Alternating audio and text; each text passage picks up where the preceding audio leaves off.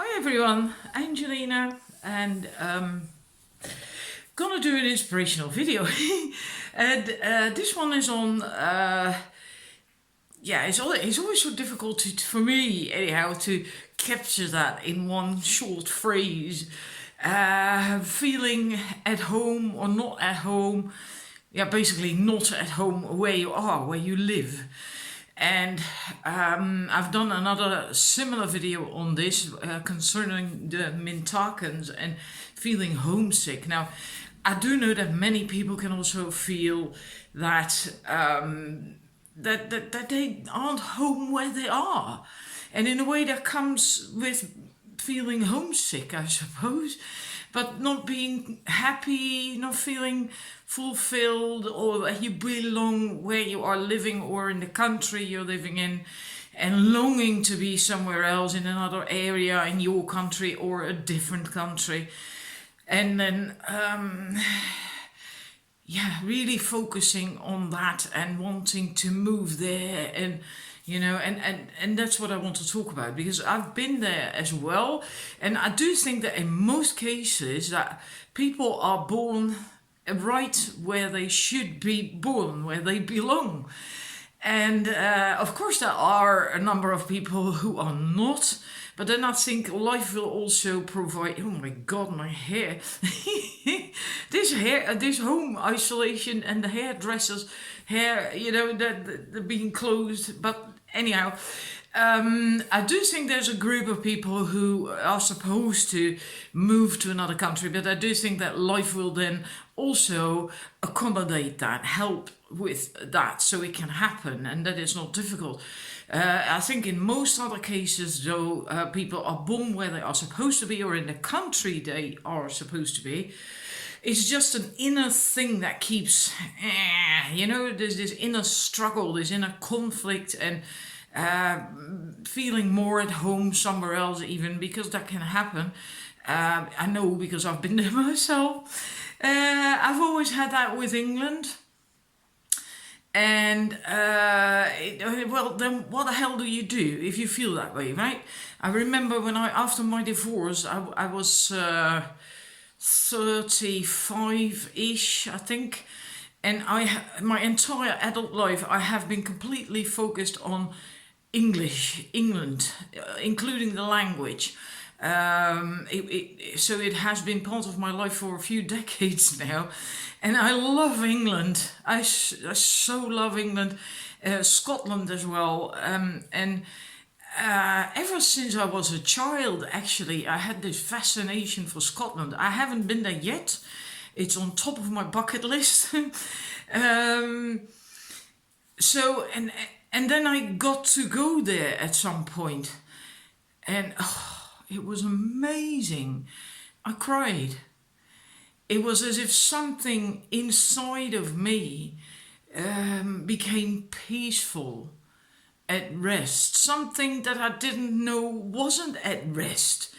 It was the most amazing feeling, the feeling of home, belonging, being where I interpreted it at that time as belonging where I was supposed to be.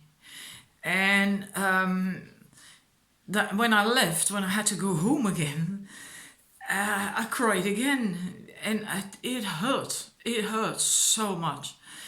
And I sat there in the plane crying, bawling my eyes out, and going through a whole bunch of tissues, and people not understanding, other people in the airplane kind of looking at me weird, like, what the hell, and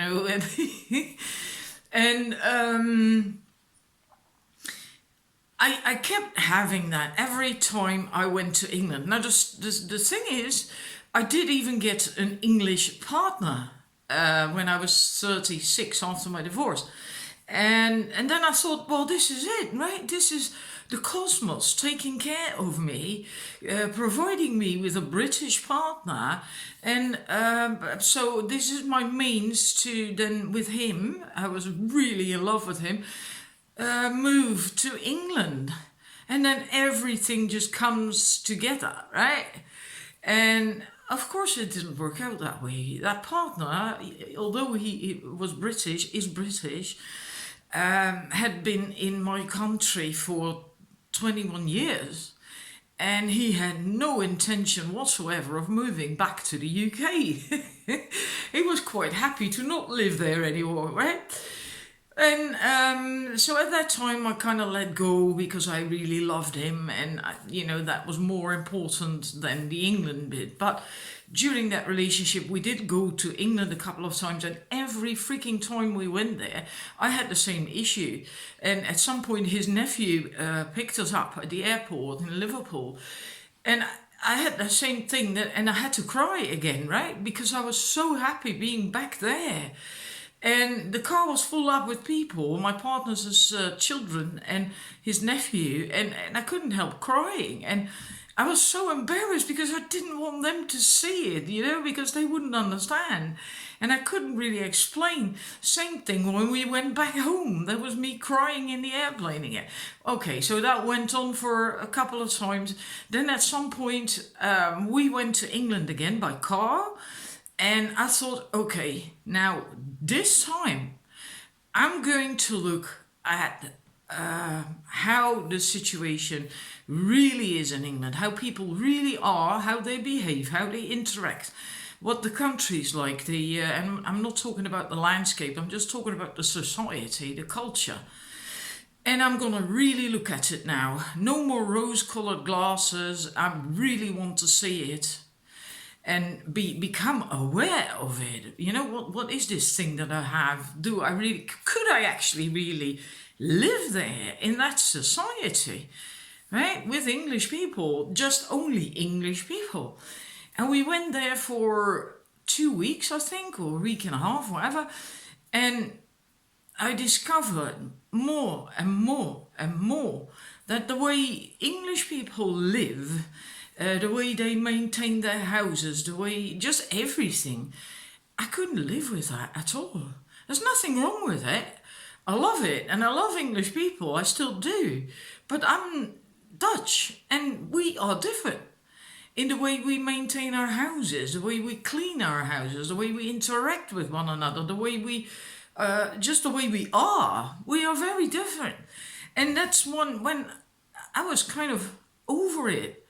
Right? It's like being infatuated for years on end with someone, and all of a sudden you see them for who they really are, and it's just punk, the magic is gone. So I still love going there. I haven't been there for a few years now, so I don't know how it will go, but I didn't cry that time when we went back home either. I was fine. I was actually looking forward to going home again. So I think I'm over that. Now, I do believe that there's several reasons that this can happen. If you are a light worker and you regularly have this feeling of being homesick and you don't know where or how, you can, of course, get really drawn to a place and think that is it, that is your home. Now, of course, it's also likely that this place will then be a place where you had good, happy lives in a past life or several past lives. I have also been told by a reader, a reliable reader, you have to find someone reliable, right? That I asked her, why do I have this thing with England? And she said, well, you've had an awful lot of shite lives and really, really bad lives. And you had a few happy lives, and those were in England. And that explained so much to me. And then it's also logical that when you're not feeling so good, when you're not happy in your life really where you are and with what you're doing, that you then feel drawn to going there. Or and then also that vibe from that past life where you were happy comes up and draws you there, right, to that country. And I began to notice when I was more aware of these things that indeed every time when I wasn't feeling too well, when my relationship was not going too well, and it hardly ever did actually, And I felt really off and not happy, that I then suddenly also felt this craving to go to England. But I did also begin to realize more and more I'm supposed to be here in my own country. My work is here. And okay, I may have a really strong connection with England, but I don't belong there. I do not. I once did, I suppose, in a past life, but not this life. I don't belong there. I'm supposed to be here and do my stuff here, or do my stuff internationally as with all my Dutch energy, right? Because we are different. Every people has a special something. They all have their own energies and their own special things, right? And I do know that many people can have something like this. I know someone who's got it with Canada. My daughter had it with America. She actually lived there for 5 years, then she came back. She's perfectly happy now to be here again, but she still has this special thing in her heart for America. And she had that ever since she was about 5 years old, I think. And even then, she was always saying, like, "Mom, when I'm an adult, I'm gonna join the FBI and I'm gonna go to America," right? And she was just this little girlie. It was amazing. And she actually did. Well, she didn't join the FBI, but she was studying criminal justice. She was working towards that. Just amazing. And I myself also have it with Uluru in Australia, in Central Australia. That's the huge monolith that is there. And it's sacred to the Aboriginals. I lived there for half a year with the Aboriginal people in their community, worked for them as well. And it's a power place, a very important power place. I didn't know at the time. I was only 20, just 20. And I wasn't busy with energy work at all, and I didn't know anything about it really. So, but it's a very magical place. It's basically part of the Lemurian realm, and I very much resonate with Lemurian energy. So it's quite logical, right? It did shape me, who I am, my energy, just basically everything. I came back a completely different person when I left there, and leaving was also horrible. It took me months on end to get over it. I tried everything I could to stay there. Well, it didn't work out, so it wasn't meant to be, right? What can help also with these things, I also already told you some stuff concerning England. Like, it's basically asking yourself questions like, could I live here? Could I really live here? Now, for me, with Australia, the question would be, hell yes. I felt so at home there. The people as well, right? That very much resonated with me. And I sure as hell could live there. And then I asked myself the question, do I want to live there? And then the answer was no. Because it means now that I'd have to leave my children behind. And they are adults, right? They're in their 20s. They're living by themselves in their own homes. And no way am I going to leave my children here. No, I'm not going to do that. So it's just not meant to be. And really take some time if you feel like this about a country or a place. Really try to analyze it so it's not just an emotional thing, right? And also realize that because you your own energy, your own obsession is maybe too strong a word, but fascination with a specific country or place can attract people or situations like my English partner that make you then think, right, see, it's happening. and now we're going to go there and it's going to happen, right? It doesn't have to work that way. It's just you, it's law of attraction. It's because it's so strong in your vibration that you actually attract that. With Australia, I can give you one more example of that, and then I'm going to quit this. It's getting too long. I still had this thing with Australia resonating in my system very, very powerfully. It's also something that will never go away, by the way. Then I met someone, a man, and he had partially grown up in Australia. So we hit it off right away. And because of that, it was a common thingy, right, that we shared. And in those days, hardly anyone went to Australia. So I could never ever talk to anyone about it because no one knew what it was like. Especially not the part of living in an Aboriginal community. I still can't really talk to anyone about that. And he had lived there. He lived there for a couple of years. And partly grown up there, right? Went to school there and just friends and whatever. And it's like, wow. And, well, we got together, we got married, and we discussed going to Australia together, emigrating. Neither of us dared take the risk because it meant we had to just sell the house and all our stuff and so on and so forth. And we figured it was too big a risk and we didn't do it. He still has family there, by the way. Anyhow, so you can get people on your path and then start to think like, oh yes, see, it is meant to be, it's going to happen. But it is really only because it's so strong in your own energy, in your own system. And then you attract that, right?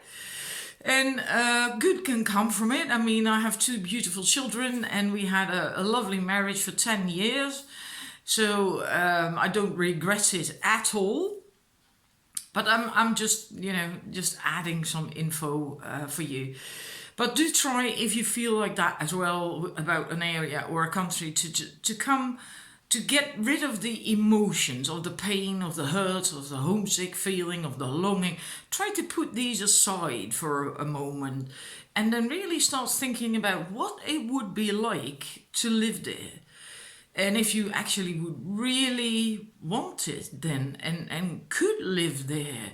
Because every country has their own culture, their own norms and values. And even when they are similar, they are quite important. Like me with my British partner, I never had expected it because I thought, well, he's lived here for so long, he's from a Western country, so it's all the same. Well, like hell it is. The differences are small and subtle, but boy are they important. And they can actually ruin a relationship. It really doesn't help. It really doesn't help. It's very difficult. Just these small things, You can't even share stuff from your childhood. Like a television program that you were nuts about and loved and they can't relate to it because they don't know it. And then you can talk about it, but it doesn't really, Like he was scared of the Daleks as a kid, watching Doctor Who. And to me, I never watched Doctor Who. I don't think it was on telly then here in my country. So to me, it's like, yeah, right. All right, well, interesting, really interesting. You got behind the settee because of the Daleks, and I just see cardboard things spray painted in gold. To me it means nothing. So you can't relate, and that seems insignificant, but it actually is very significant. So that also goes for if you move to a different country. So be aware of that. Anyhow, I have to stop now because I keep talking and babbling, and I do hope it is helpful because that's why I'm doing this, right? That if you feel like that too about an area or a country, that you now have a bit more, that you know how to deal with it a bit better and not get drawn in and lured into something that will turn out to not be it, So, and sometimes you just have to accept, like me with Uluru, that's something that will never go away. That is a love that goes so deep. I can't usually even talk about it without tearing up and crying. It's a deeper love than any love for a man. Yeah, it can't. Of course, you can't really compare it, but it will never go away. It's yeah. Now I am tearing up, so I'm gonna call it quits. But then, if you have something like that as well, you just have to accept it at some point that it's just not meant to be. It wasn't meant to be. It isn't meant to be this life, and take from it what you can, and yeah, grow from that, and feel good about that, what it adds to you. And, right. So, wishing you a wonderful day. Bye.